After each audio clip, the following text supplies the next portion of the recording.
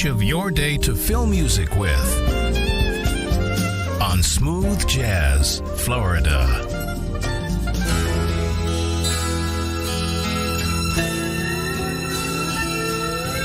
Lying in bed with the radio on, moonlight falls like rain, soft summer nights spent thinking of you. When will I see you again? We're here. Still here. Yes, we are. Still there for you. Another hour and a half has passed. We've covered a lot of territory.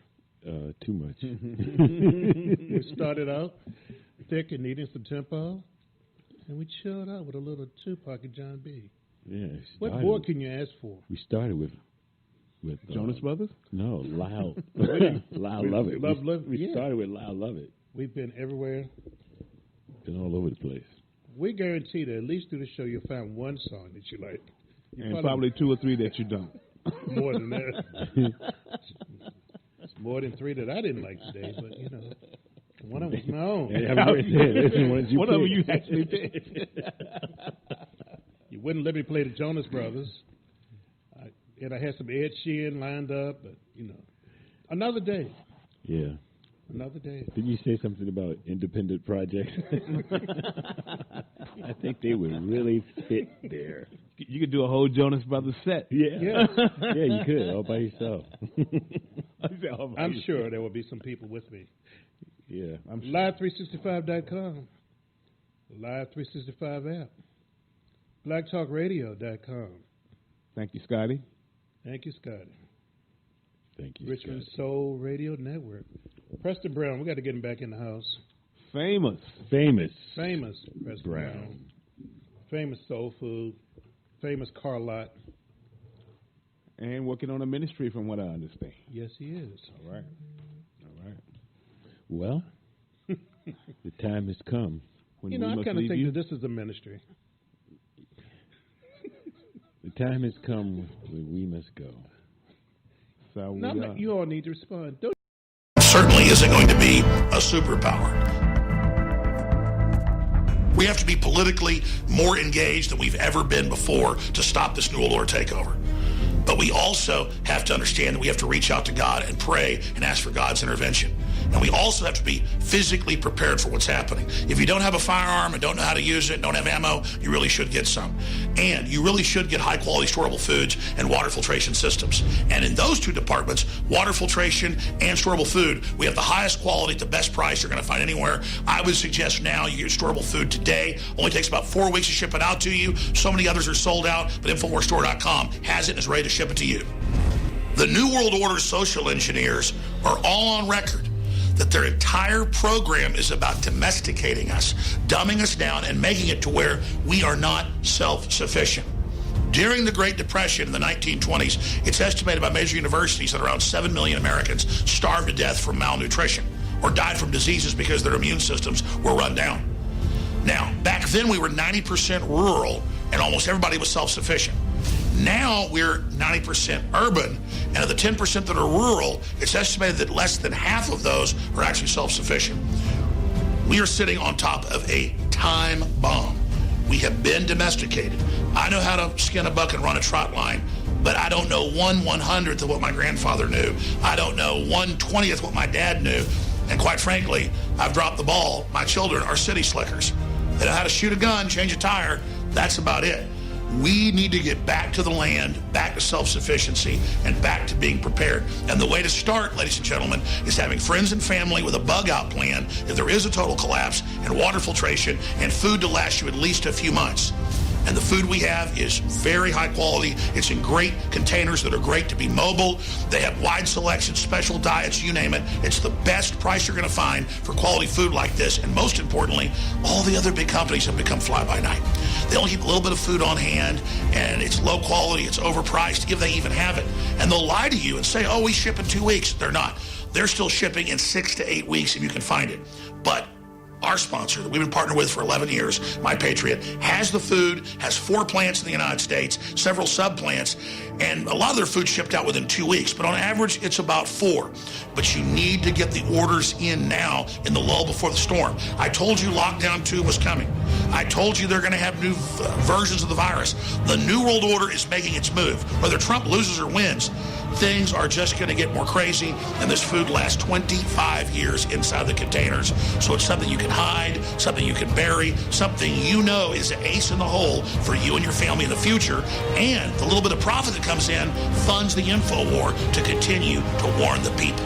So you're also funding InfoWars, the most powerful Paul Revere organization in the world, because it's powered by you. Get ready, get prepared, spread the word. Whatever you do, pray to God and get yourself right with God, because this is the real deal, and things will only get crazier from here on out. Good luck and God bless.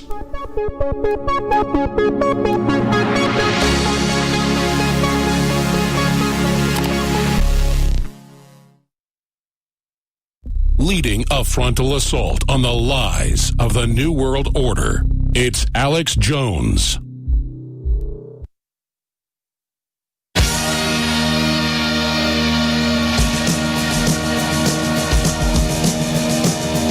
Well, you know, a lot of the crew's been here for a long time, Rex. I remember when you were like 3 feet tall.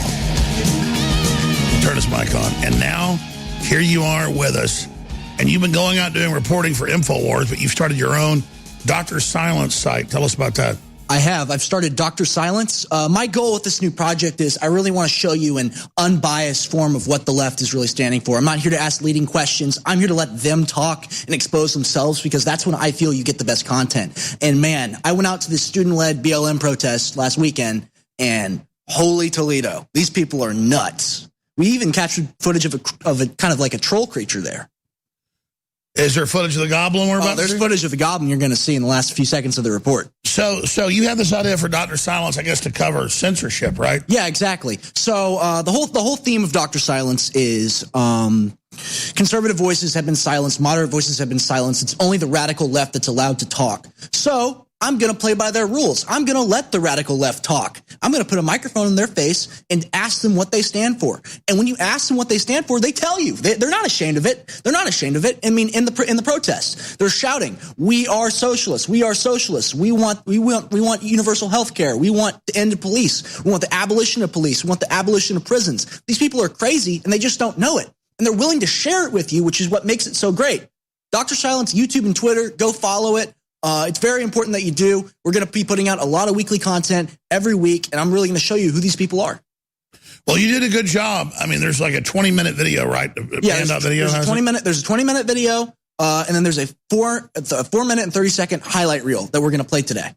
And go watch a 20-minute video. It's fantastic. It's great. But you have to understand, you're not cherry picking this. I mean, these are like zombies. No, not at all. Every second you spend with these people is gold. Every second you spend with them. And while I appreciate... No, but I get we laugh at them, but like, yeah, is there any way to free these people? I mean, you know, it's really sad when you look at young people, and especially what I'm be covering on Dr. Silence a lot, is social media, how it kind of trains young people to act in this certain way. Leftism really has become a religion. And it's a program. It's a program. Yeah, on everyone's Instagram story, it's all this leftist ideology crap. And they all show how they're conforming. 100%. So it's not a religion, it's a cult. It's a cult. Well, we've got more after this, but let's go ahead and play this little piece you put together of what you guys shot just a few days ago at UT. Here it is, Defund the Police. So recognize that as much as you have privilege, make sure that you use it to the benefit of black people as much as possible. Hey, hey! Ho, ho! Racist cops are about to go! Hey, hey! Ho, ho! I want to recognize that black people do not have a privilege like many of you do today. We cannot do anything literally without people calling us names, slurs, or anything at all. So recognize that as much as you have privilege, make sure that you use it to the benefit of black people as much as possible. Help us in every situation that you can. Because black people, for far too long, black and brown people have not been heard. And clearly our voices are not hearing the racist cops who think that they still can kill black children.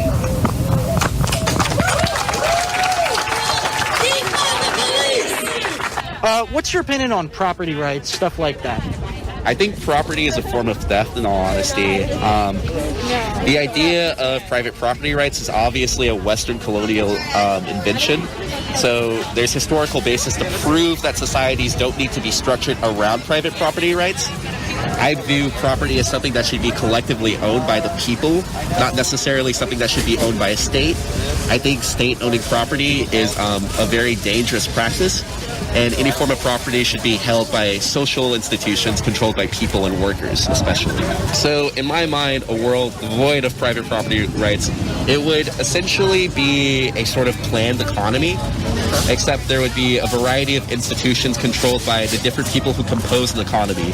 So for instance, one of the things we could expect to see are worker councils where people produce commodities, workers produce these commodities, and they democratically come to conclusions as to what they're going to produce and how their workplaces are going to produce said thing. I think we could also expect to see councils of consumers who make demands for the workers to fulfill. And I think primarily we just see an economic system based on cooperation versus an economic system based on coercion. Just tell us, like, the police. These councils, but wait, we got to let her talk. Yeah. That's because, as those of us standing here know, over 50% of the city's budget goes to funding the police. And that is a crime against humanity. When we have homelessness, when people don't have health care, when we don't have a living wage in this city, supposedly the most progressive city in the state of Texas. They do this whole mask thing so they can wear a mask. We don't have college for all here. Little UT professor. And we surely don't have Look at her Black little beady Lives eyes. Matter. Simply the worst voice I've ever heard. She's literally like a weasel. Just 2 seats. Say with me all, 2 seats. Look at Black Lives Matter is really black, isn't it? 2 seats from taking the progressive I think I saw like 4 black majority people there. in Austin City Council. Yeah, I'm not giving black folks a pass, but I'm sorry, Black Lives Matter is as white as my ass. That means if y'all take 2 seats, y'all can have the city. I consider myself a communist because I fundamentally want the abolition of capitalism. She's got I purple use hair, it right? as more of a, an adjective than maybe like a specific. We haven't even gotten to the troll political yet. construction The or goblin economic master. construction. But yeah. What do y'all really stand for? What would you personally stand for? Yeah, I personally stand for the abolition of prisons, the abolition of the police, because I fundamentally believe in individual commies freedom never put above anybody anything in else. prison. Before any, leftist There's no such thing ideology as I a hold, I gulag. definitely consider myself a leftist, but I hold individual freedom to a higher standard. I am first a libertarian, then a communist. How does that work?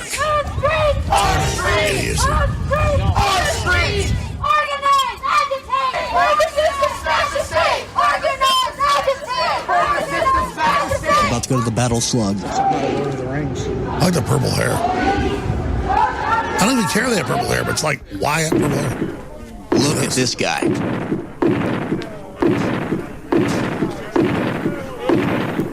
Actually, watch that person. All right, now listen.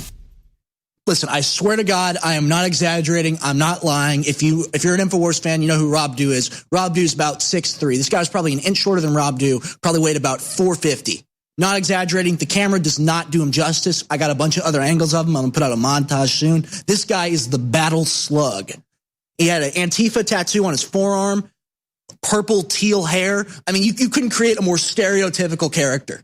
Complete insanity. And these people, when you look at them, they're a rabble. It's a group of outcasts. It's a group of people that don't have friends. So they've chosen this weird leftist movement as their kind of like club. They don't play sports. They don't even. And they work for a Nazi collaborator. They work for George Soros. I mean, you can't make this up. It's like happy making. It's happy making. Hitler. When you talk about rounding up Jews as happy making, that guy can't be the political good guy. George Soros is pure evil, and these people don't care because it's all politically correct and it's loving. You can't support Trump. You can't support the nuclear family. You can't support a small government. You have to support them or nothing else. That's all it is. That's all how it works. These people. Well, there's a happy making place right there. Looks like a lot of fun.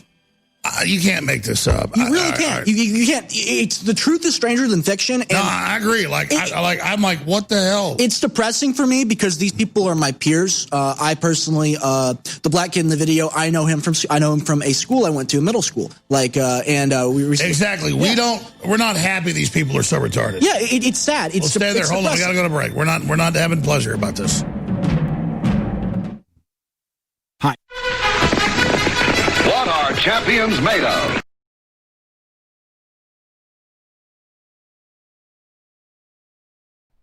Wow.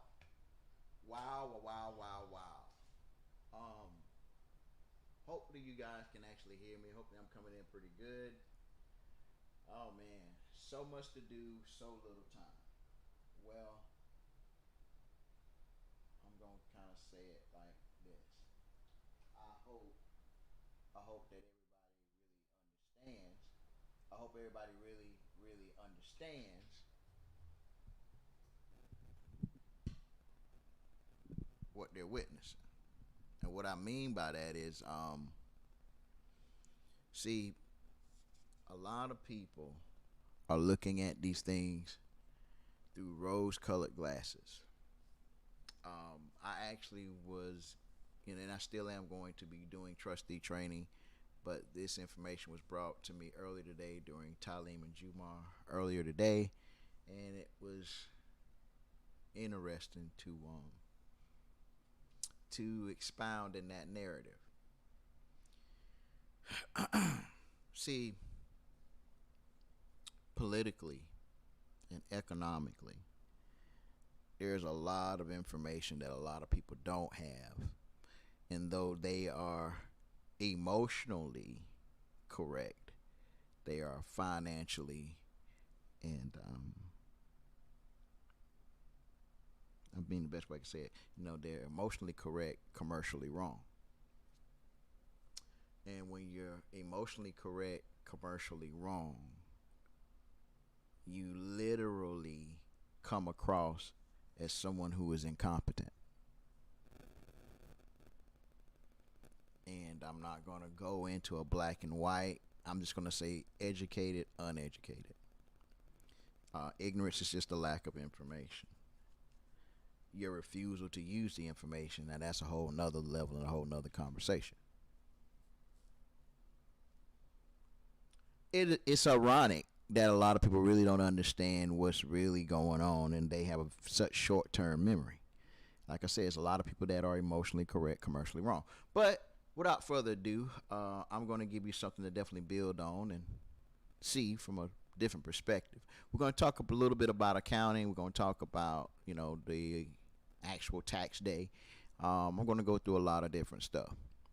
But again, I just want you to kind of get your mind into the groove of understanding that you're no longer in Kansas anymore, and you're definitely going to be held accountable to the things that you do, especially when you start mixing in the public and private. That's just my take on it. So without further ado, let's fast forward this for a second. Let's see here. I'm going to share with you some information that should inspire you to want to learn more. And what I mean by learning more, if you learn more, you'll do more. And, the more you know, the more you will grow. So let's see here. I got a couple of things I'm going to put in the mix right here.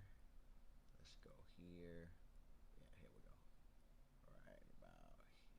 Let me take that out of the fold there.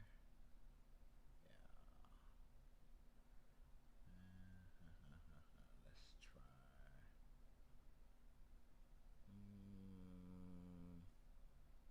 Do we want to go here? Nah, let's actually do this.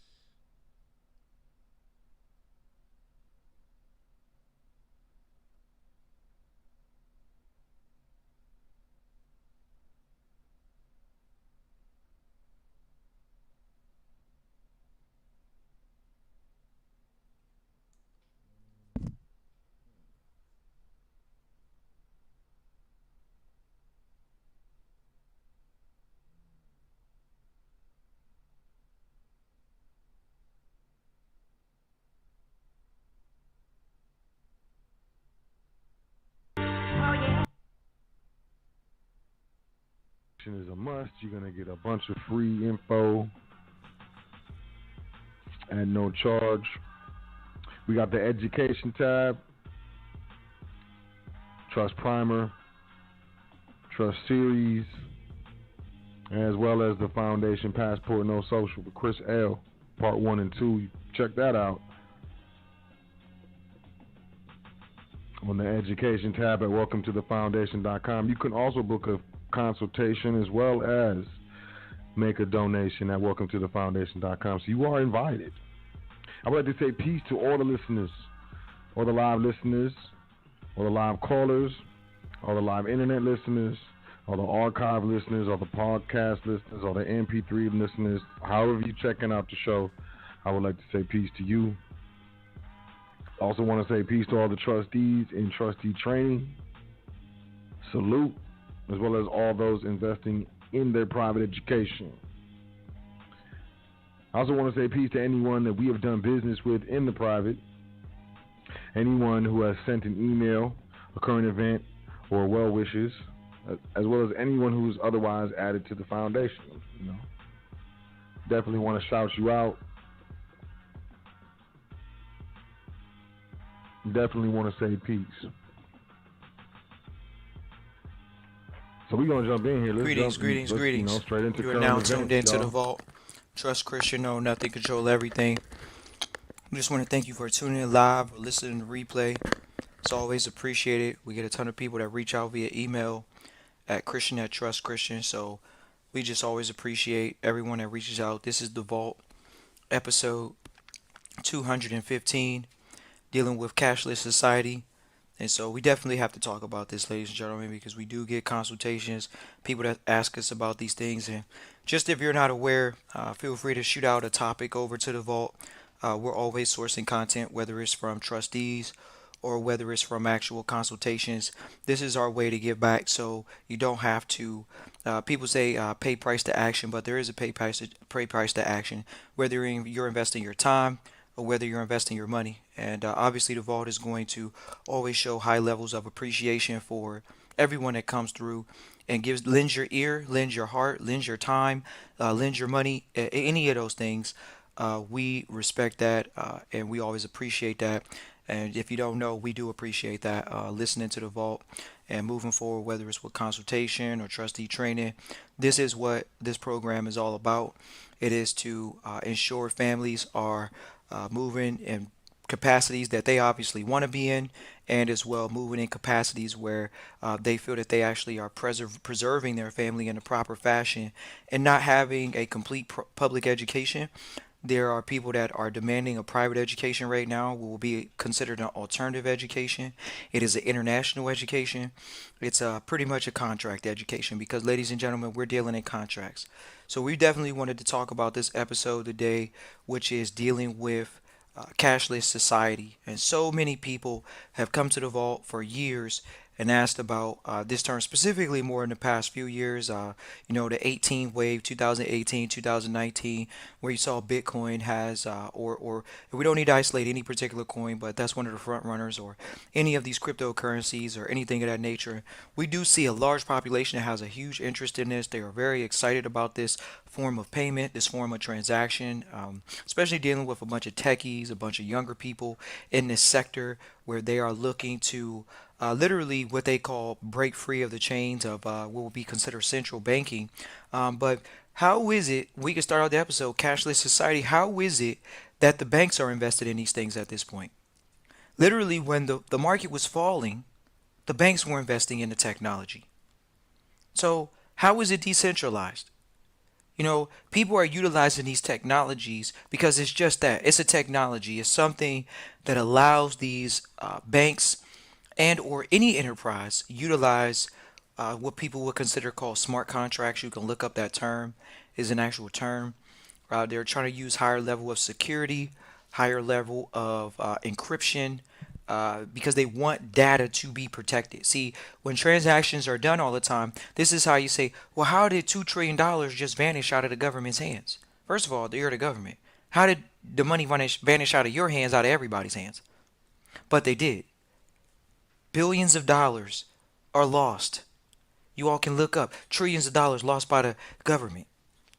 How do you lose it? Well, that's why this technology is so powerful, because businesses are going to protect themselves with the GDPR, which is the pretty much the internet sanctioned or authority figure right now over these internet websites when it comes to internet privacy and things of that nature. A lot of websites are trying to comply with these regulations they're being put in place for internet security, internet transactions, particularly transactions that are going through what would be considered wireless communications and technologies.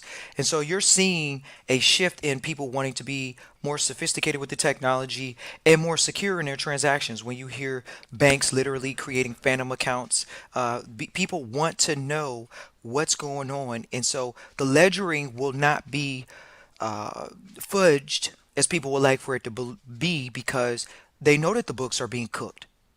And so, since people know that the books are being cooked at certain levels, people are creating technologies right now that are looking to ensure that there's higher levels of security and encryption with the data that is being sent, not just financial, but otherwise. When it comes to any industry right now, there is a huge boom in the internet security market. And so not only is that obviously security that's going to be in regulation and law, so you're seeing a ton of internet laws that are being passed on a continuous basis because of the lack of so-called disclosure. Not only that, but you're wanting to see a higher level of accountability. And so these platforms, such as cryptocurrencies, provide a higher level of encryption and accountability. The ledgering is what people would like to say is private, but it is a record. So in turn, if that record ever needs to be displayed for record, there is a record. And these transactions have eliminated people that could possibly be manipulating the market.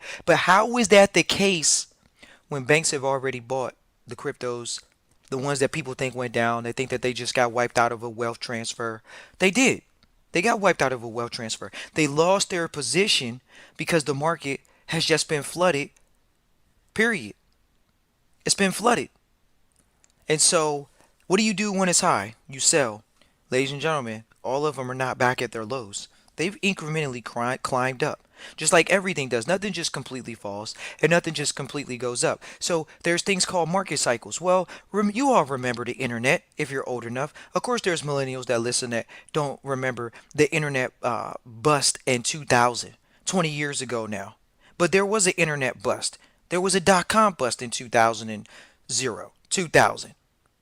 And so what happened there? We saw a change in marketplace. There was a complete shift to more online buying, online shopping, more integration of internet and daily usage, whether that was GPS with Google Maps or people integrating more voice technology such as Siri, people even integrating music with their telephone device that they're mobily walking around. And so people are actually living more now than 2000 when they call these people crazy. You all remember, you can go look up Amazon stock in 2000. Boy, would you have gotten a deal, right? 20 years ago. But now all of a sudden, we're in a marketplace where people think because there's a new technology that's introduced, which has been around for a while, but it slowly has its burn, just like the internet has its burn. The internet has had its burn. It's not even at its max. Remember, ladies and gentlemen, then we got our audience that remember in the 80s and in the 90s when they were pushing computers, talking about this new web thing. What happened? People shunned it. They said, oh, that thing's not going to work. No one's going to be doing anything over there. It's not secure. So we go back to the internet security. We go back to the intellectual property security. What is the intellectual property security? It's financial information. It's data. It's data. Data is a big business right now. Everybody knows this. Everybody traditionally over the internet is wondering, is their data protected, ladies and gentlemen? They want to know, is their data protected? And so what is this data? Is it just finance? Or can we say that the data is information? Because we are in an information age. It's not just financial. But particularly, we've heard this argument that we're going to, in our lifetimes, see a complete cashless society. So this is the Vault's argument, ladies and gentlemen. We sit in a room with asset managers that manage billions of dollars, okay? They manage billions of dollars. They already know. They've invested into technology. All the banks have said, get out of that market. Why? Because it's bad. There's no real laws in place for the crypto. And so it's an unregulated market. So guess what? The banks have told people on the public side, yeah, if you're trading cryptocurrencies through our bank, guess what? That's an unregulated asset. It is an asset. Why? Because it has value. It fluctuates on the so-called crypto market. And then they also came up with other markets that they're introducing the coins and introducing the technology to. But at the same time, the banks have invested in the technology. And people say, oh, it's going to be a cashless society. So cashless society means that you don't have any more cash. Well, ladies and gentlemen, we just want to pose the so-called argument or debate. The point being, when we sit in the room with the billionaires, they already let us know. Ladies and gentlemen, a penny doesn't have copper in it, but there's still pennies in existence. Ladies and gentlemen, when people say that there was a wealth transfer or a shift in monetary policy, when it went from silver dollars on paper to Federal Reserve notes, there was a shift in wealth. That doesn't mean that bills or notes are not still utilized. They will be utilized. Why? Because they deal with contracts. Just like pennies deal with contracts. They're mediums of exchange. Contracts are just that. The cryptos deal with that aspect of business. They deal with smart contracts. So there will be no cashless society. There will be a society that is highly integrated with the technology of having wireless payments. Let's talk about these wireless payments, because there are countries that are operating off of these wireless payments.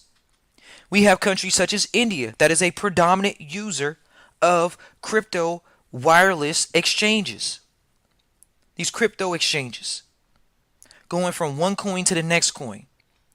Some type of swift transactions. Then we get into other countries such as Tanzania, Kenya, countries that predominantly the entire city is pretty much operating off of Wi-Fi, where the main city is operating off of cryptocurrencies. Why? Because now we see countries such as Venezuela and even other countries that say, hey, we want to create a crypto to our money. Oh, people didn't want to believe that there's going to be a crypto inside of the internal system. Oh, the central banking is going to be eliminated. How? They're already invested in the technology. Of course, there's going to be an internal crypto. Why? Because it's not a crypto of a coin. It's a ledgering system. It's a ledgering system. Period. It's a proper way to keep ledgering, which is from the beginner to the end user. Well, guess what? Who just got eliminated? Banks. They didn't know. You thought people say, oh, the central banking just got out of the way. No, they didn't. They actually just invested in the technology. How many people were invested in the technology, but they were looking to get high capital gains, high levels of appreciation? They were looking to get in, buy and hold an asset, and then sell it when it was high. How many people sold it when it was high? Or they literally went up, and it's just as fast as it went up, they saw, okay, wow, there's some depreciation or some loss in the asset's value at this current moment based off of market conditions. And now we have to deal with that. Because are you investing or are you trading? See, if you are investing, you are sitting in it for a period of time. But most people didn't want to say that they were investing. They were really trading. Bottom line, period. They were trading. They were wanting an asset to go up and they were going to sell it relatively quickly. But most people didn't. They got out or they got wiped out. We remember on the Vault, our channel, when we talked about cryptocurrencies and all these things, it was a wipeout for some people. Just like this current moment is a wipeout for some people. Their savings, their traditional checks. So ladies and gentlemen, this is an opportunity to literally take a quality look at the asset class. It is an asset. It's been named that through many organizations. It has been claimed an asset. A lot of people have been asking, is this an asset? Is this cryptocurrency of validity? Have any validity? Of course it does. And that's why we see that there will not be a cashless society. Why? Because it's a technology, ladies and gentlemen. It's not a replacement to money. It's something to make transactions have more accountability. So looking at these technologies in a proper perspective will allow us to know how to deal in the public sector. Because this is a technology right now that is beyond its time. It was 10 years ago when it was out and it was at $0 or $300 or $700. And now the fact that it's worth thousands of dollars still, and the fact that there's other people in this marketplace that are developing the technology to give it validity for the transaction ability, the accountability, the ledgering. People say, but it's private though. How are they going to sell it to the public? How is the public really going to keep people accountable if it's a private market? Ladies and gentlemen, we've already shared with you. They're putting laws in place for it. They're putting regulations in place for it. So yes, it is a real market. They're already passing laws for it. There's going to be a foundation which has been built, and it's going to continue to be built. But if they still have pennies, quarters, dimes, and nickels, which none of them are truly their own metal. A nickel's not nickel. A penny's not copper. What happened, ladies and gentlemen?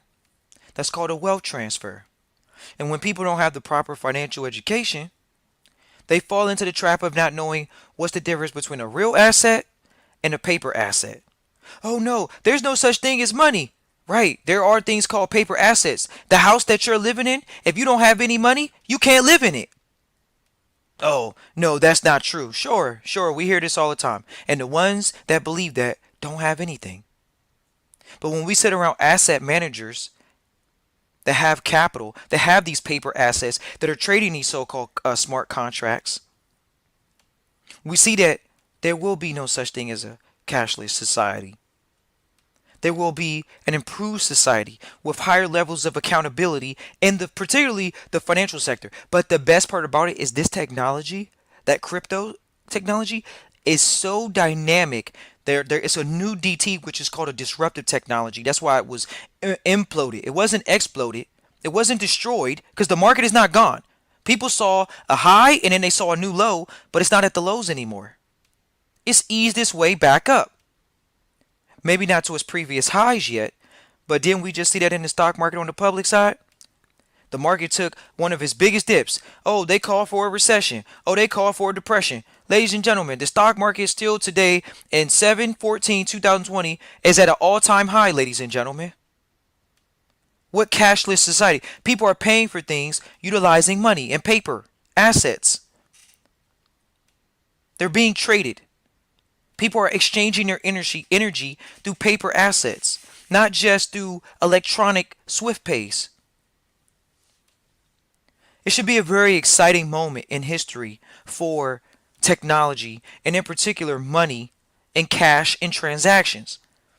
We've had people make the argument, oh, well, cash is dirty. They need to eliminate it. It doesn't have high levels of accountability.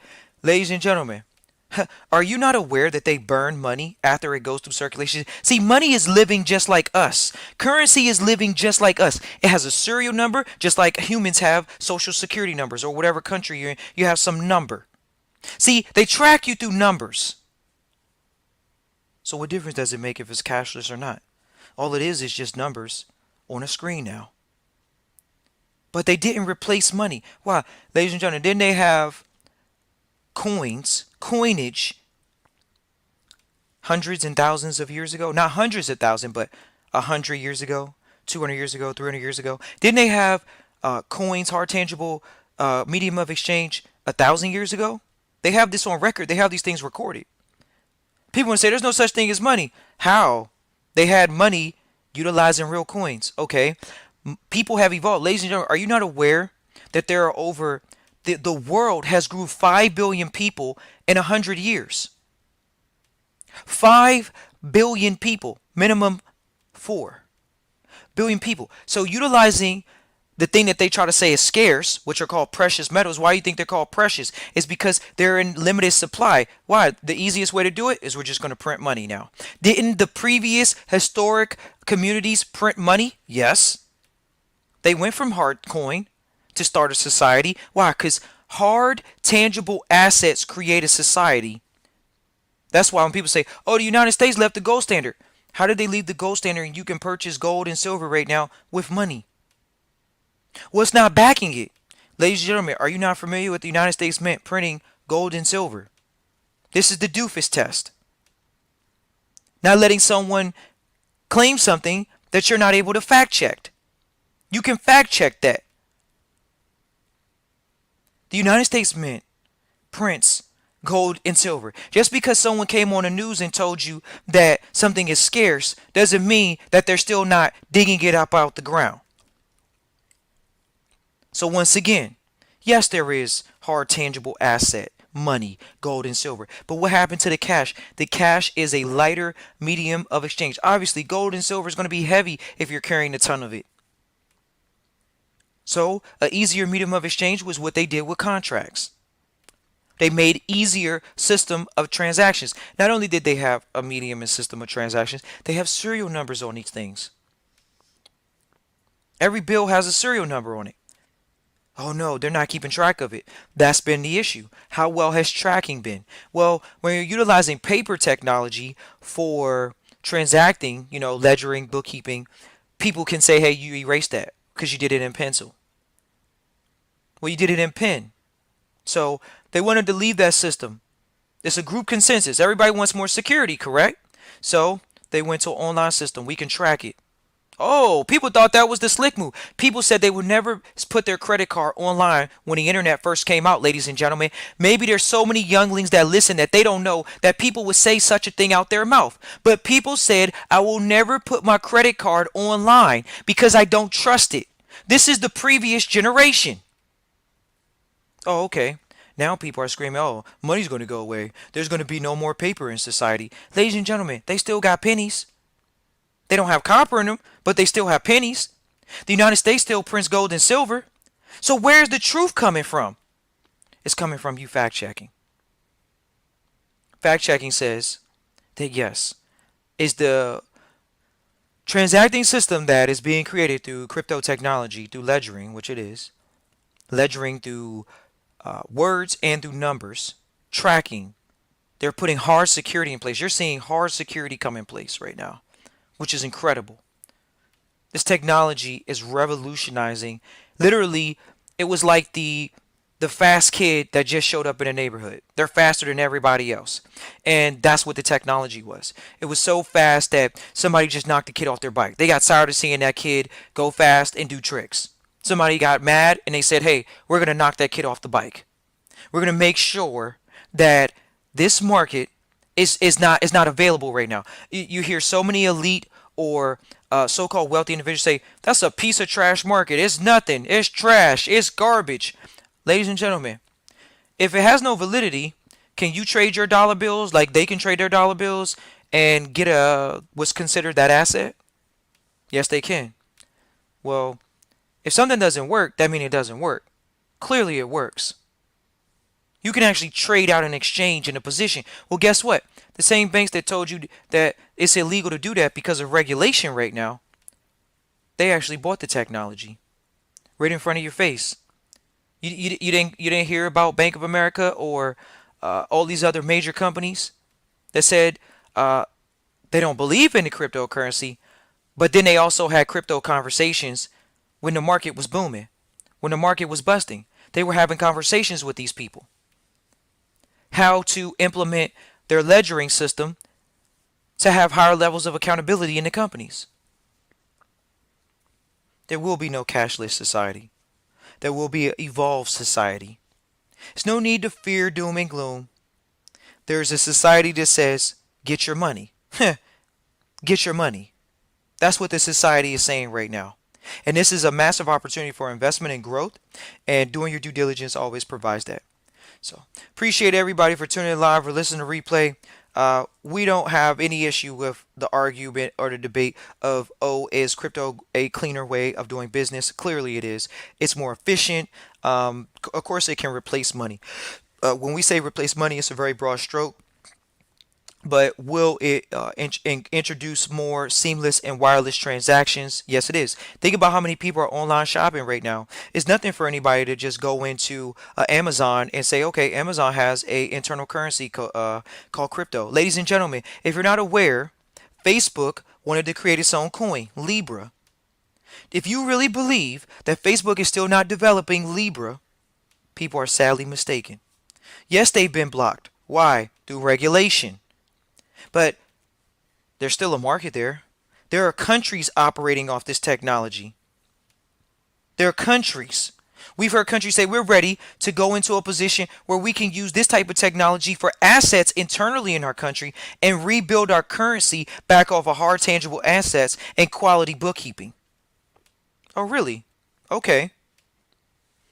So there is a shift, a quality positive shift towards accountability with financial transactions as well as data. So we appreciate everybody for tuning in live. We got some people tuning in live from Antioch, California. Appreciate you. Where else is everyone else tuning in? You guys can feel free to let us know where you're tuning in live or listening to replay. But we're open to questions. This was not to be up for debate, but want to address some people's concern. You know, obviously people come into the consultations. They ask us about the cryptocurrencies, where we see it. We're sitting in a room with asset managers that have already invested in the environment, ladies and gentlemen. They may not say in the public that, hey, they have holdings in the technology, but it's not just a coin. You're not just purchasing a coin. People are investing in the development of quality bookkeeping and ledgering. That is what the system provides. It provides higher levels of accountability and data security, period. And we're open to hearing how these technologies will continue to develop. People say, well, it separates people from the government. You really think so? Why do you think Libra's on hold right now? You think he doesn't want to put an internal coin inside of the company? Ladies and gentlemen, if you're on Facebook, you're familiar with Facebook Marketplace. People are selling things through the internet right now on Facebook Marketplace. It will be nothing to introduce a coin that says, look, don't worry about it. You don't want to get any liability from the public. We have an internal trading system, and now we can track how much money is going through our system. We can track how valuable our asset is. Why? Because people are actually transacting through our company, not just getting on and surfing. We're not just making money through marketing now. The platform will be evolved. But people have so forgotten. There will never be a cashless society. We can go on there and say that. Why? Because guess what? The same thing that just happened in the past 100 years with the gold going into paper or silver going into paper, they did that thousands of years with the Romans, ladies and gentlemen. Didn't these people outprint their currency? Didn't these people issue paper currency to their people? Didn't they issue debt notes thousands of years ago? So if there's these geniuses in power now, these geniuses that are going to implement this so-called less powerful position, didn't they study history in the first place? That you can't outprint assets? No, you can't. But quantitative easing has said, we already know that there's not enough value in the marketplace. Why? Because we're going to give you the cheapest thing that you can hold on to. It's called paper. Guess what? The real dollar, the silver dollar, today, looking at the marketplace, it was over $20 an ounce. But it says $1 United States dollar. You can always trade out of paper. Get into what? Hard tangible asset. Get into value.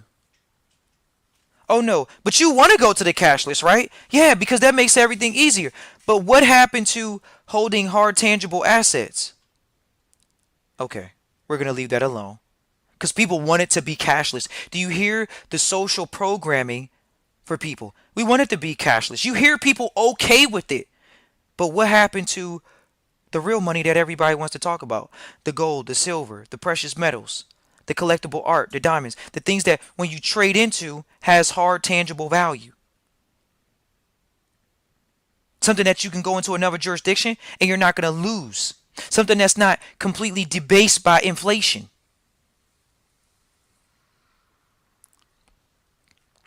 Here we go. We got a question on the floor. What if a person has coins that have real copper, nickel, and silver? Ladies and gentlemen, you can literally go on the public stock market and see how much they're worth. Because obviously the pennies or whatever that has been subverted or has been exchanged and diverted, which is called a derivative, it's just a chopped down version of real money. And so when we talk about the copper and silver, those things have value on the marketplace. Copper's up, silver's up, nickel's up. Why? Because they have value. They're not based off of a paper currency. Not based off of a third party note inflated entity. People want to go cashless though. They don't even want to deal with the paper that they have, which is still has some value over even the internet wireless stuff. They want to go cashless. And by going cashless, they will find out that real tangible asset will always rule and has never left. Just like they had thousands of years ago coins then that they literally debased because you think they didn't overprint coins then? They overprinted coins. And then they replaced it with cheaper metals. It was supposed to be a silver dollar then, and guess what? They debased it with some sub-metal.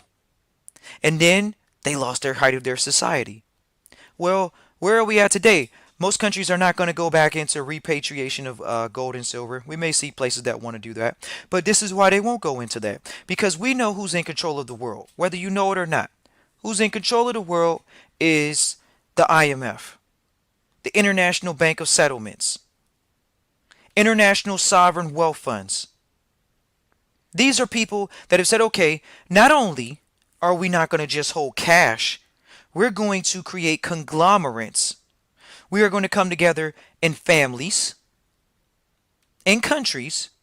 We're going to create sovereign wealth funds. We're going to create conglomerates that we put our private wealth into in perpetuity. And we're going to be the bank for the world. The World Bank. The World Bank's going to give you a loan now. Don't worry about central banks. Ladies and gentlemen, you can go online and actually look and see, obviously, that the IMF and the World Bank actually is giving a lot of countries loans. Don't most countries most countries owe the IMF? The money that you may be using is on consignment, being lended to you through a third-party central bank, supposedly, but then who's giving those central banks capital right now? Because they fudged the books. Okay, well now we're in an environment where cryptocurrency is going to ensure that these people are acting in the proper capacity now. Not in a personal capacity and stealing wealth from the corporations and the people. That, hey, look, they're going to have higher levels, the highest level of security through encryption. And it's only going to get better. Only going to get better. People already love it. They're like, oh man, I could just send you money directly through the internet. Right? Nobody's involved. It's private. It's got a security. Right? And then there's some other things that go along with it. But if it was so harmless, why did the bank say you can't do those transactions through our company? You can't go on. Well, you guys can go do your research. Can you go and start buying those coins through banks and go in the bank? How about you go in the bank and tell your banker that's what you're doing with the account? See, this is total transparency. This is what the bank is going to have to provide to the gov when they come after and say, guess what? Who are you letting put money through these systems? Let's look at these transactions. We don't want you to fudge your books. We don't want you to misplace a name. We want the timestamp through and through. And what did the bank say? We're not ready to give you that level of disclosure. So guess what? Hey, everybody, if you're at the bank, guess what? You can't do that anymore. We're freezing your account. We've had many trustees and people that were in the public sector that were dealing with cryptos, and banks were like, hey, look, you can't do that through our bank. You can't go and get crypto. Why? Because it wasn't tracked. And they knew it. It was unregulated, as they call it. They say it's unregulated. They say we're regulated. We don't want the common people to regulate it, to deal with the unregulation. It almost makes you want to think, who's going to pay for the regulation as far as a lobbyist right now? How are the poor people that want to use it are going to pay for the lobbyists to make sure that it's in their favor? The people that are lobbying for cryptocurrency right now are the banks. But you thought it was decentralized. What a novel thought. If you have no money to make a change, clearly there will be no change made. They bought into their position. They said, look, we're going to get these nerds to create this technology that we can at least utilize if we need to. So what makes you think that because the banks invested in it, that they don't have a hand in it? But oh no, it's decentralized.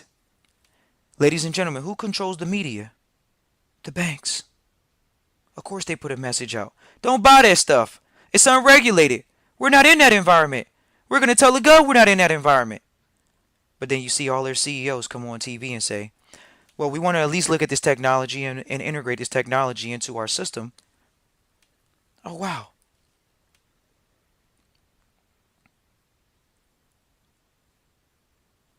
Greetings, greetings. We got a question on the floor. Feel free to type in your questions about the Cashless Society into the chat. Feel free to type in even where you're listening in from. We got Nashville, Tennessee. Appreciate you for tuning in live or listening in. Next question is so if someone is trading with the USD or crypto, what should one exchange their profits into? And this is obviously a general question for the floor. It's not something that obviously is going to be overly answered in the public because every situation is obviously specific. And everybody has a different agenda. What are you looking to do? It's like, ladies and gentlemen, it's like asking you all, do you all not know that colleges are run by endowment funds, which means they have an asset manager?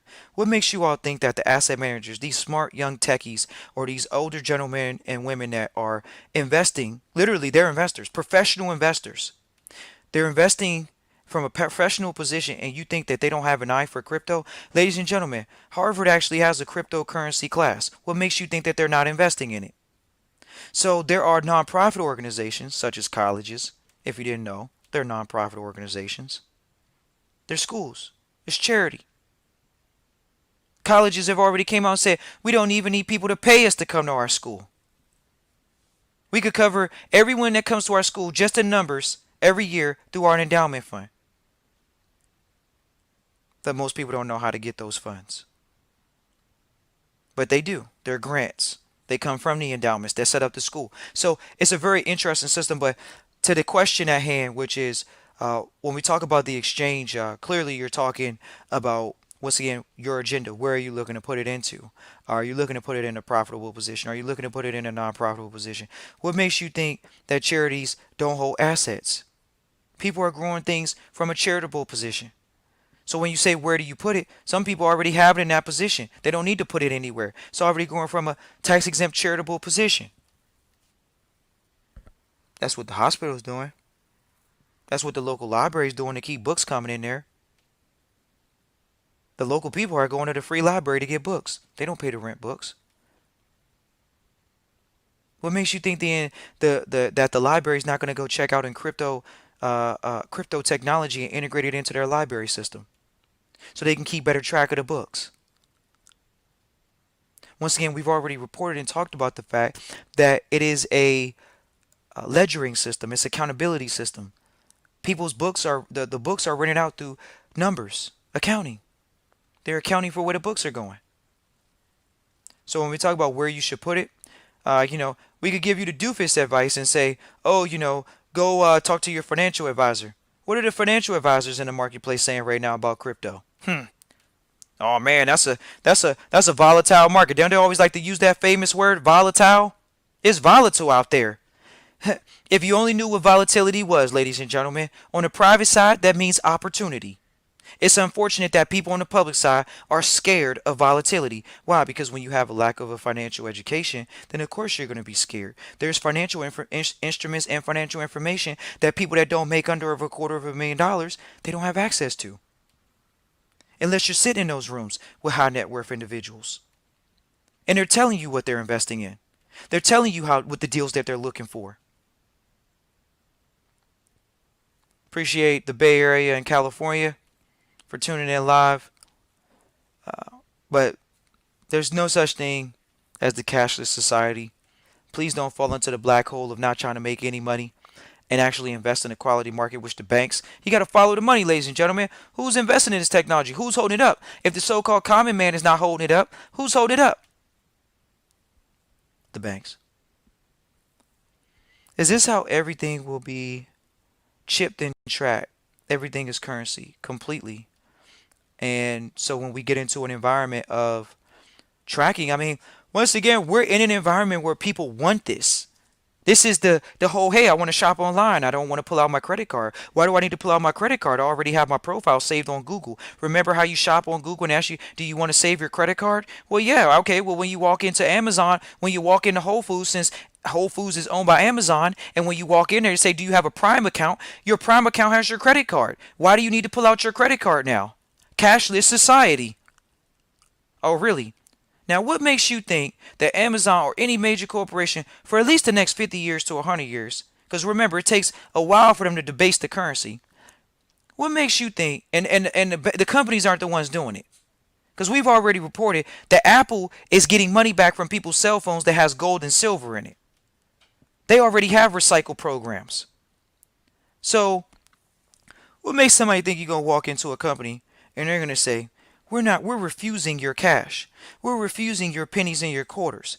We're not going to count out those quarters and those nickels and those dimes. Yeah, that's a little cumbersome. But at the end of the day, cash has always been king. You hear the saying and people want to ignore it. They didn't say cashless is king. They didn't say cashless was queen. Credit was queen. Credit is an expansion of debt. What is debt? Contracts. Bad contracts. Most people think debt is horrible. They think cash is king. So most people don't want to get into credit. But sticking to the cashless society, where's the credit going to come from in a cashless society? Don't worry about that. That's what's being said. We're going to make sure that what you have is what you have, because that's through proper accounting. And there will be an expansion of credit, because it is an expansion of credit, because it's what? Through contracts. So credit won't be debased in a cashless society. Credit will be promoted even more. Why? Just build up your debt profile. What do you mean? It sounds like the current system that's already in place. We have a higher level of accountability. We know it's actually you doing the transactions. Why? Because it's being tracked. And we have a key. And we have security. These are the buzzwords we should be looking for. And these are the environments that we should be investing in as a people. Not as just a few corporations that see the benefit of getting in right now and literally getting in where internet was in 2000. Everybody knows Amazon wasn't what it was 20 years ago. And it's going to keep growing. Welcome to the new McDonald's. Welcome to the new Walmart. But it won't be cashless, ladies and gentlemen. This international tracking of debt. How many people in the world right now have student loans? People are literally defaulting their countries because they're not paying student loans. You're going to default the same people that gave you a so-called free education or a subsidized education. People are going to default their own government. And then they wonder why the system is going to have to involve more tracking, more ledgering, and better accountability. They want to cheat the system. No. Never will happen.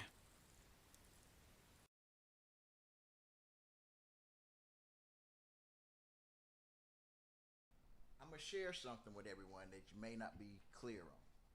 Current expected credit losses is one of the main tracking proponents because it's giving you an opportunity to wipe the slate clean and do three-way reconciliation. There are so many people that are in commerce that don't understand the rules of credit and debits. They misconstrue. They use a connotative concept. They don't operate in commerce in such a way where they're actually doing certain things above board on a certain level. They're looking at, just like my mentor said, a way to cheat the system. The system is designed where if you do square business, if you do business and you take on the level of accountability, they have given you the ability to spend more than what you take in, as long as you're willing to be accountable. But for some reason, and it's only with our people think they can outfox the fox, not realizing the mere fact that you're in a commercial diaspora, the reason that you are doing all these things, you have done all these things, you have made all these claims, and you have put yourself in a proverbial situation where you right now have to do reconciliation. You filled out or didn't fill out, because silence is acquiescing. A lot of you guys, because of the currency transaction reports, are compelled to do tax returns that you haven't been done. And when you do them, you do them wrong, or you have a connotative concept of what you're doing. That's why no one can give you tax advice in the aspect of legal advice. It's your perception of what's being done. You know, everybody develops their own perception based upon the fundamental concepts. Now, if you understand your accounting concept, then you should be able to explain it with a piece of paper and a pen. It's not rocket science, but this is why there needs to be more accountability and more tracking. And if you're in commerce without an indemnity bond, you got to be bonded and insured when you're out there. You can't pay a debt with a debt. You know, if you're not doing proper reporting, if you're not utilizing all of the different, you haven't exhausted all your remedies, ignorance of it is no excuse. And so what you have to keep in mind is that a lot of individuals have to develop a working concept. And so many individuals, they hear what they want to hear until they have to put their hand to the plow. And when you have to put your hand to the plow, now you got to implement. And so I listen with an open ear and a hopeful spirit. And I get very excited because these are exciting times to be alive. There's so much work to do. Our people can be great once again, like Donald Trump said, you know, make America great again. Well, our people can be great again if we just decide to be just that and stop letting all the other distractions get in the way. You know what? It's ironic that individuals will band together to do this, that, and a third, but they won't go on a contract and honor that contract. And see, when you do certain things, when you have certain things in play, you have to be very careful. And because, see, a lot of times people take your lack of I ain't gonna say enthusiasm, but your lack of expression as a form of weakness. It's not that you're weak by all points. It's just that you are literally, you only focus on the things that matter. You know, you only focus on the things that are going to bring tangibility and substance to the whole ordeal. A lot of us in this movement, I'm going to be totally honest with you, you know, are in this movement because of circumstances that have compelled us to do so. Some folks are kind of in it because, well, that's what they want to do. That's where they are. And it's this and it's that. And, you know, that's great. But this ain't for everyone. See, everybody don't want to be accountable. They just kind of want to just, you know, enjoy the ride. They just want the benefit. They don't want the put in the work. And see, liberty is something you got to be willing to fight for. See, I can tell when I'm dealing with individuals that actually had to stand before a court or deal with a tax levy. You actually had to go before, you know, I can tell those type of individuals because they have an innate nature to adapt and evolve. And there's a lot of folks that are kind of privileged. And what I mean by that is, they ain't never really been in trouble with the law.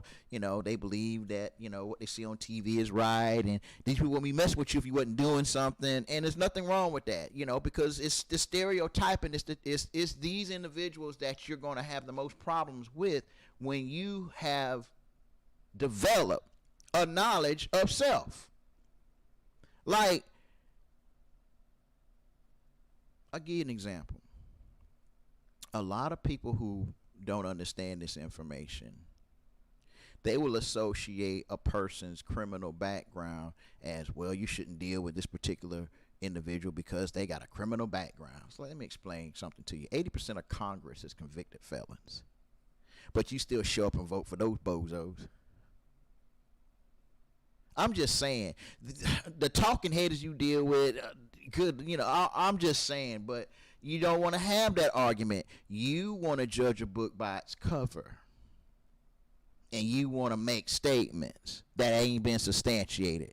And you don't even understand that it's chess, not checkers.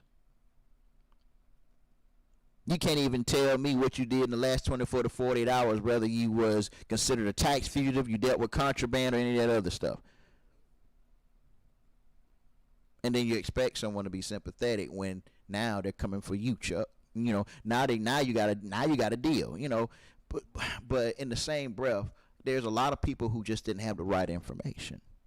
So I can't let what a few individuals may think about a particular situation, you know, ruin it for everyone else. I have to literally say, well, you know what?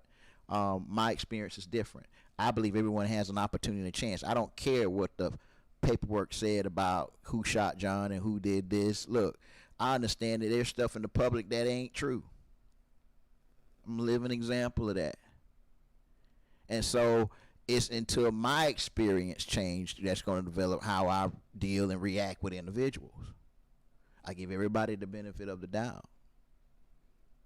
You know, the biggest pet peeve I have is that when you require answers and we're giving you the answers that you're going to have to apply, your refusal to go seek those answers is no one's fault but your own.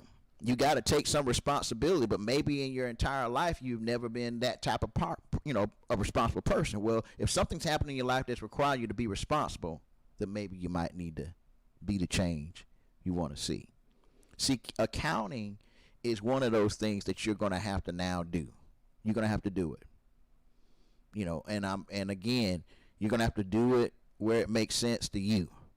You know, a lot of us are working in a capacity where we have to take this stuff that's not rocket science, make it as simple as possible so you can deal into your own process, because you got to actually have your own process, your own methodology, your own system. You got to have that. And a lot of individuals got to be ready to take that particular bull by the horn. See, some of the businesses right now are already starting to move away from cash in a certain capacity. It's an accounting adjustment because cash is not a gap item. But understand, my mentor is only regurgitating what he hears in consultation, because a lot of people are coming in there thinking that there's some magic paperwork and there's this, that, and the other that's going to make their situation better. And it's called trustee training. You have to literally get into the working sphere of developing a working concept. And you have to build a team of individuals that are in that working capacity. You have to understand that the lifeblood of commerce is accounting. And you got to get in compliance with current expected credit loss provisions, or you will be left behind, because fintech and technology has already said, look, you're going to have to do the math. And you're going to have to do it before you make transactions. If you don't, then like a dinosaur, we're going to have to, put you on a different, plateau, so to speak. You can't work in this present day system. We're evolving. Everyone around us is evolving, and you must evolve too if you intend on being in commerce. It's fundamental concepts. It's so many. But again, you can't catch your pearls among the swine either. What I'm guilty of a lot of times is that I'm so compassionate for individuals to learn that I have an expectation that, they want to learn, But so I focus on the ones that do. I give the information, they take it, they run with it, they come back with tangible questions, we build from there. But again, this is tax day, tax season. Look, we're wide open with the Internal Revenue Service, and there are some things that we can actually do if you're willing to do the footwork and be accountable. Update your ledgers, do your bookkeeping, take an accounting class. Some of you are trying to figure out, well, what do I need to go to school for? If you're in commerce, maybe take an accounting course might be a prerequisite. I just actually was dealing with a class just recently and discovered that I want to now only deal with individuals that actually have at least a notary under their belt,